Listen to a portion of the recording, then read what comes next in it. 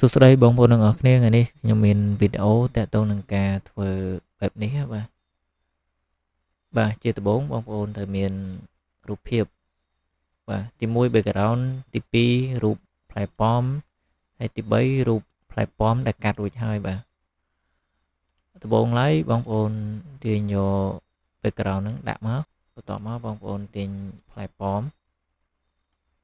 ទាញមួយចឹងមកបាទបើបងប្អូនមិនទាន់ច្បាស់ទេតើមើលសេរីវាតាមនឹងមកឲ្យវាសមជាមួយនឹង background ចុចគ្រីសបន្ទាប់ពីបានបែបហ្នឹងបងប្អូន copy ផ្លែប៉ោមនេះ Ctrl J មកបី copy បាទ mouse ស្ដាំយកពាក្យ resize layer នេះបាទបន្ទាប់មកយក image នេះមកយកពាក្យ adjustment ហើយយកពាក្យ desaturate នេះមកបាទជាស្រ័យផងបើសិនអានខុសបន្ទាប់ពីបានប៉ុណ្្នឹងហើយបងប្អូនបិទភ្នែកវាមួយមកផ្លែប៉ោមនេះបន្ទាប់មកយកកន្លែង normal ជាកន្លែងហ្នឹងមកហើយយកពាក្យ screen បាទបន្ទាប់មកបងប្អូន Ctrl L ដើម្បីធ្វើឲ្យពណ៌សហ្នឹងវាលេចឡើងខ្លាំងជាងមុនណាសេរីវាតាមហ្នឹងមកតាមអ្វីដែលបងប្អូនពេញចិត្តបាទបើខ្ញុំយកប៉ុណ្្នឹងឯងតើមកចុចអូខេ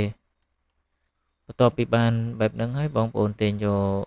ផ្លែប៉ោមហ្នឹងទៅលើវិញបន្ទាប់មកបើកភ្នែកបាទបងប្អូនយក elliptical marquee tool បាទជាស្រ័យផងបើសិនអានអង់គ្លេសទៅខុសបាទយកពាក្យហ្នឹងមកបាទបន្ទាប់មកទាញលើផ្លែប៉ោមហ្នឹងមកដើម្បីកាត់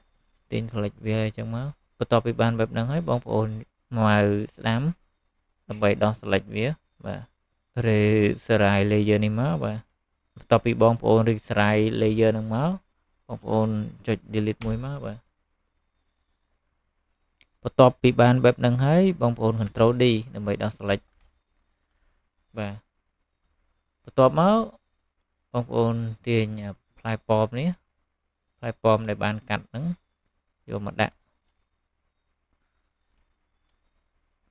មកសេរីវាមកសេរីតាមទំហំខាងក្រោមហ្នឹងបាទបន្ទាប់មកយកពាក្យ distance នេះមកសេរីវាតាមហ្នឹងមកសេរីតាមចំណង់ចំណូលចិត្តរបស់បងប្អូនមកបាទបងប្អូនចុចគ្រីសបានបែបហ្នឹងហើយចូលកន្លែងផ្លែប៉ោមដែលកាត់រួចហើយយកមកដាក់ម្ដងទៀតបាទប្រើ tool នឹងដែរមក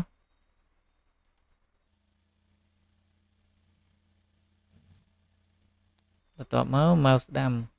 យកពាក្យ web នេះមកតើមករូបយើងបានប៉ុណ្្នឹងហើយអញ្ចឹងអ្វីដែលធ្វើបន្តឃើញនេះភ្លឺចាំងដូច plastic នេះវានៅខាងក្រោយផ្លែប៉ោមអញ្ចឹងយើងចង់បានធ្វើម៉េចឲ្យវាទៅជាមួយផ្លែប៉ោមមើលទៅដូចស្រោបផ្លែប៉ោមនឹងអញ្ចឹងមើលទៅដូចវានៅជាមួយគ្នាទេ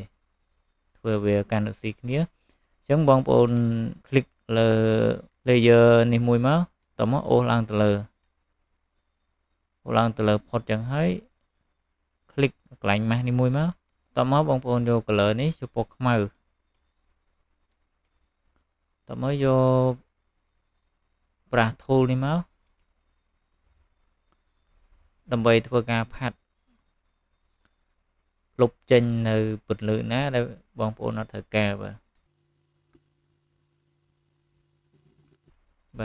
ប៉ុណ្ណឹងទៅឃើញស្អាតហើយតែឧទាហរណ៍ថាបងប្អូនលុបទៅជ្រុលឧទាហរណ៍ថាលុបទៅជ្រុលជាតែបងប្អូនអត់ដឹងត្រូវធ្វើម៉េចអញ្ចឹងបងប្អូន control សិតវិញមកនេះបងប្អូនគាត់តែចុចដូរកន្លែងហ្នឹងមកបាទចុចដូរកន្លែងនេះមកសវិញមកវាធ្វើការផាត់ឲ្យវាមកតម្រង់ដើមវិញណាឧទាហរណ៍បងប្អូនជ្រុលកន្លែង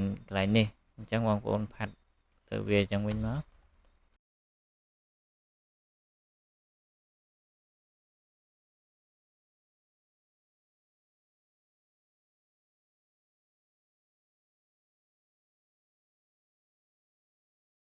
បាទអញ្ចឹងវីដេអូយើងគឺមានតែប៉ុណ្ណេះបើសិនណាបងប្អូនមានចម្ងល់អីសូម comment នៅខាងក្រោមវីដេអូហើយជួយ subscribe ជួយ like channel របស់ខ្ញុំផងអរគុណជួបគ្នានៅវីដេអូក្រោយបាយបាយ